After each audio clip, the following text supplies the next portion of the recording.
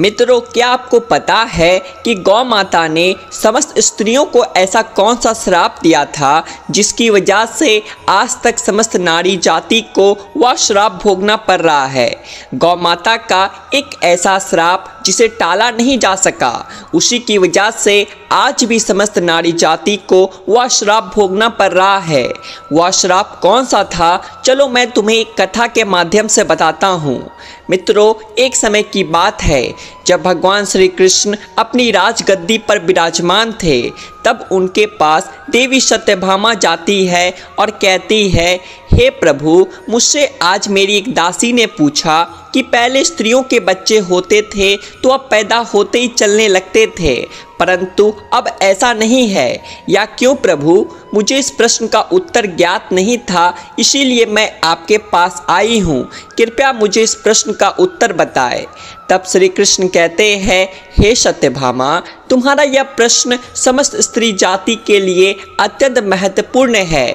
अगर तुम इस प्रश्न के उत्तर को जानना चाहती हो तो ठीक है, मैं तुम्हें एक कथा सुनाता हूँ। तुमको इस कथा के माध्यम से पता चल जाएगा कि किस वजह से अब स्त्रियों का बच्चा पैदा होते ही चल नहीं पाता है। तब देवी सत्यभामा कहती है, हे प्रभु, मैं इस कथा को पूरा सुनूंगी, कृपया आप कथा को सुनाइए।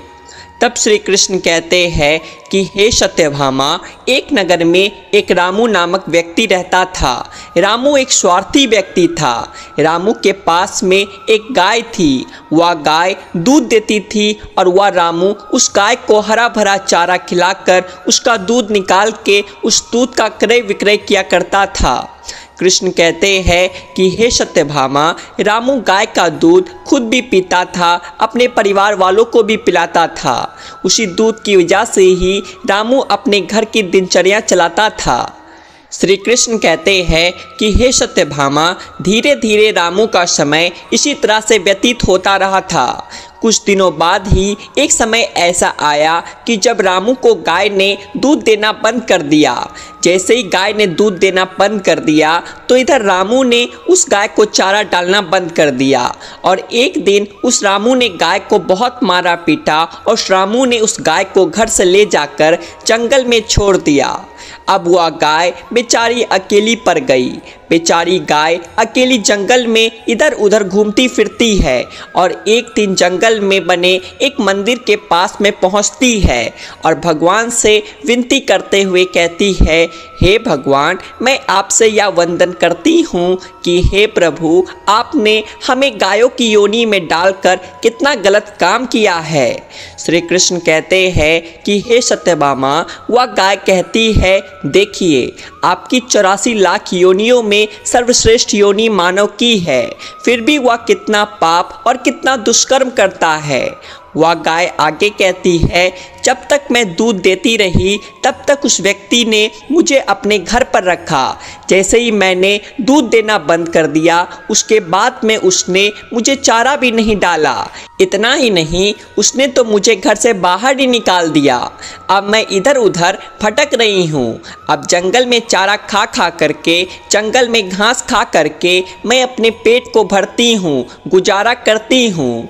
भगवान, आपने जो सर्वश्रेष्ठ योनि बनाई है प्रभु, या तो कितनी स्वार्थी और लालची योनि है।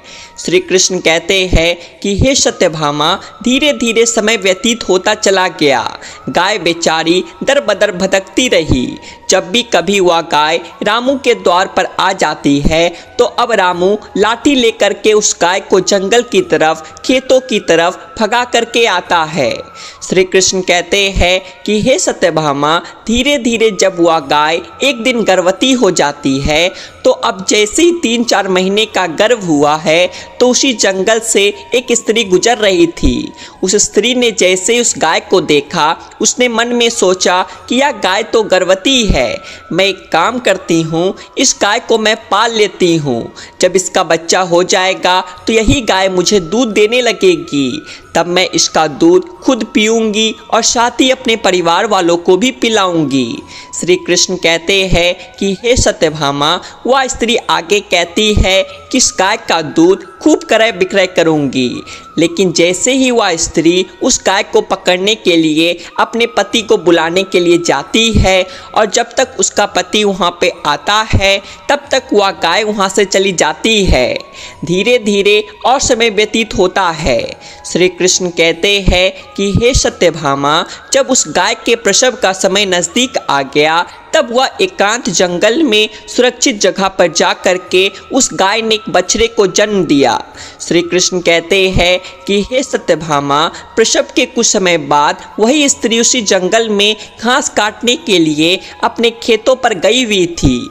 जैसे उसने दूर से देखा कि गाय ने अपना बच्चा दिया हुआ है तब वह उसके पास गई और उसने ध्यान से उस गाय को देखा तो बोली कि अरे, या तो वही गाय है, इस गाय ने तो बछड़ा दे दिया, चलो अच्छा हुआ। श्री कृष्ण कहते हैं कि हे सत्यभामा, वह स्त्री सोचती है अब मैं इस गाय को पकड़ के अपने घर पर अवश्य ले जाऊंगी। जैसे ही वह स्त्री उस गाय के पास से अपने पति को बुलाने के लिए जाने लगती है तभी गाय उसी समय उस स्त्री से कहती है, बहन, आज तो तुम हमारे ऊपर एक परोपकार कर दो। ये हमारा जो बच्चा है ये पीछे पड़ा हुआ है, इसे उठाकर तुम मेरी गर्दन के ऊपर रख दो। मैं अपने बच्चे को लेकर के किसी सुरक्षित जगह पर चली जाऊंगी, क्योंकि ये मेरा बच्चा 8 महीने बाद चलने लायक हो जाएगा, 8 महीने बाद अपने पैरों पर चलेगा। श्री कृष्ण कहते हैं कि हे सत्यभामा, ऐसा अभी है, ऐसा पहले नहीं था। पहले गाय का बच्चा 8 महीने के बाद ही अपने पैरों पर चलने लायक हुआ करता था। श्री कृष्ण कहते हैं कि हे सत्यभामा, लेकिन जैसे ही उस स्त्री ने गाय की बात सुनी तो वह बहुत ज़ोर ज़ोर से हंसने लगी। वह कहने लगी, तुम्हारा बच्चा इतना गंदा है, इतनी गंदगी में यह पड़ा है, मैं तुम्हारे बच्चे को उठा करके तुम्हारे कंधर पर क्यों रखूं, तुम्हारे ऊपर या परोपकार क्यों करूं। जैसे उस स्त्री ने उस गाय का बहुत मजाक बनाया, उस समय गाय बेचारी असहाय थी, वह अपने बच्चे को उठा नहीं सकती थी। श्री कृष्ण कहते हैं कि हे सत्यभामा, उसी समय दुखी हो करके गाय ने श्राप दे दिया। उसने श्राप देते हुए कहा कि जाओ, आज तुम्हारा बच्चा जन्म लेने के बाद तुरंत चलने लगता है, लेकिन आज मैं श्राप देती हूँ, तुम्हारा बच्चा जन्म लेने के 8 महीने बाद ही अपने पैरों पर चलने लायक होगा।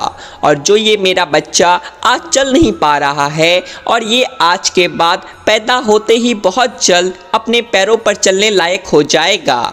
श्री कृष्ण कहते हैं कि हे सत्यभामा, इसी श्राप के कारण स्त्रियों का बच्चा अपने पैरों पर पैदा होते ही नहीं चल पाता, क्योंकि गाय माता ने समस्त स्त्री जाति को श्राप दिया है।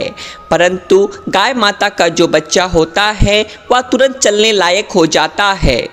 अब श्री कृष्ण आगे कहते हैं, देवी सत्यभामा, अब तो आपको पता चल ही गया होगा कि आखिर किस कारण से स्त्री का बच्चा पैदा होते ही नहीं चल पाता और वह कौन सा श्राप है जो गाय ने स्त्री को दिया था।